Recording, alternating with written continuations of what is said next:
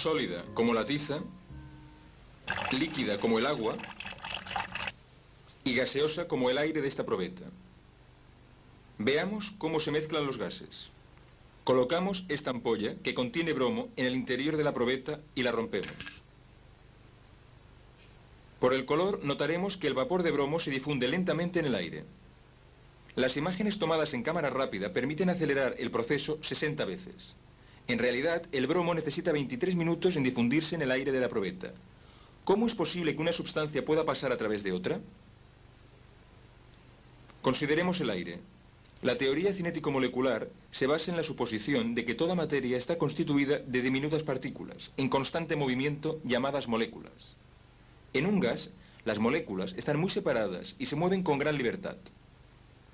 En nuestra probeta hemos dejado que las moléculas de bromo se difundan entre las moléculas de aire, que obstaculizan al bromo, y por ello la difusión es muy lenta.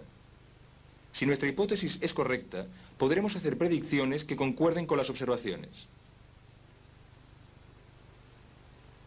Supongamos que no haya moléculas de aire que frenen en la probeta. ¿No se difundiría el bromo más rápidamente?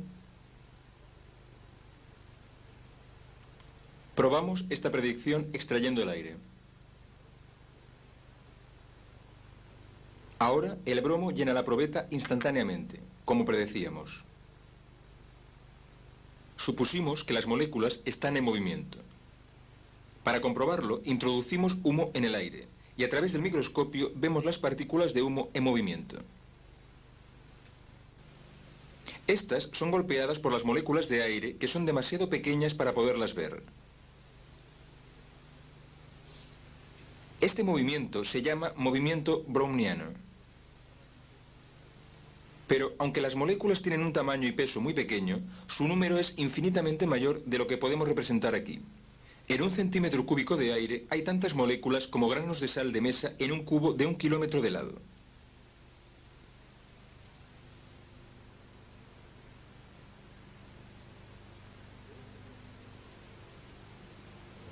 De este modo, existe un número inmenso de moléculas bombardeando continuamente las paredes del recipiente.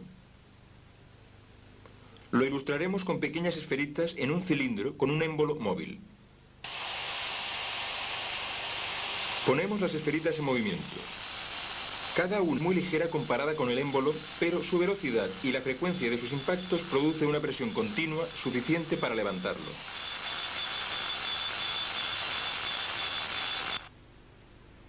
Las moléculas aceleradas de un gas tienen un efecto similar que podemos medir como presión del mismo. ¿Qué condiciones varían la presión de un gas? Si introducimos más gas en este cilindro de volumen determinado, un mayor número de moléculas chocan con las paredes y la presión aumenta. Si dejamos salir gas, la presión disminuye. Al enfriar un gas, vemos también que la presión baja. Para interpretar esto, supondremos que al enfriar una sustancia disminuye la velocidad media de las moléculas y por lo tanto su energía cinética se reduce. Los impactos son más débiles y la presión es menor. Por el contrario, la presión aumentará calentando el gas. Existe otro factor que debemos considerar en nuestro estudio de esta teoría. Cualquier materia se atrae con cualquier otra materia, por lo que cada molécula se atrae con todas sus vecinas. Esta atracción tiene poco efecto en un gas, donde las moléculas están muy separadas y se mueven a gran velocidad.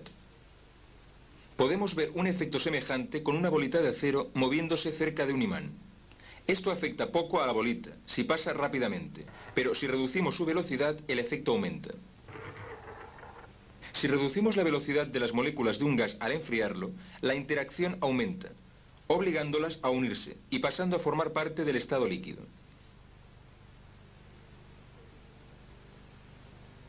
Este es el proceso de una condensación que podemos observar enfriando vapor de agua.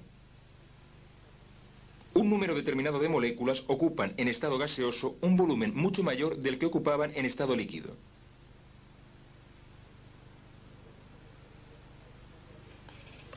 Podemos condensar un gas aumentando la presión sobre el gas, lo que une a las moléculas aumentando el efecto de su atracción mutua. De la misma forma que el imán atrae más y más a la bolita al pasar más cerca. El efecto es el mismo que con el del enfriamiento, un cambio de estado de gas a líquido. Observemos ahora las características de la difusión en los líquidos. Tenemos permanganato de potasio y agua. Como las moléculas están mucho más juntas en el líquido que en el gas, podemos esperar una difusión más lenta. Observemos el proceso de difusión a cámara rápida, ya que se necesitan 18 horas para completarlo. Aunque las moléculas de un líquido están muy próximas entre sí, pueden moverse al azar.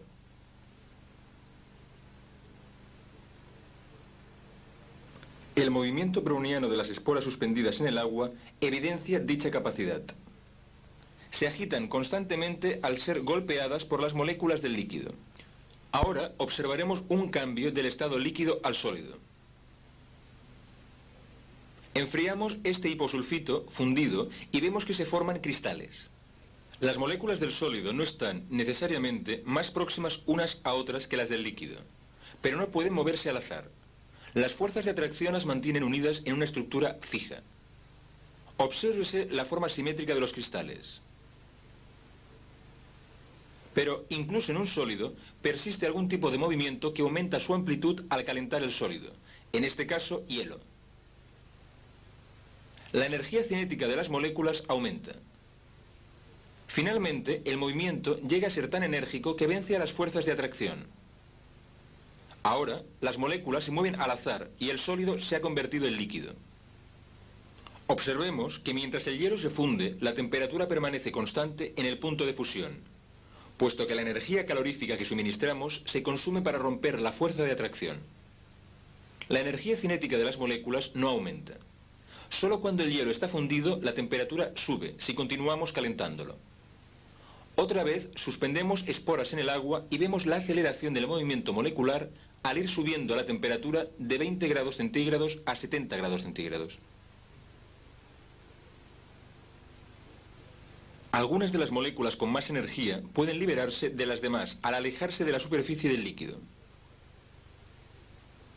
Esto es la evaporación, y su efecto es enfriar el líquido restante, puesto que la pérdida de moléculas de alta energía hacen descender la energía media y, por consiguiente, la temperatura. Si extraemos fuera el aire y dejamos evaporar el agua, rápidamente el líquido pierde tanto calor que llega a congelarse.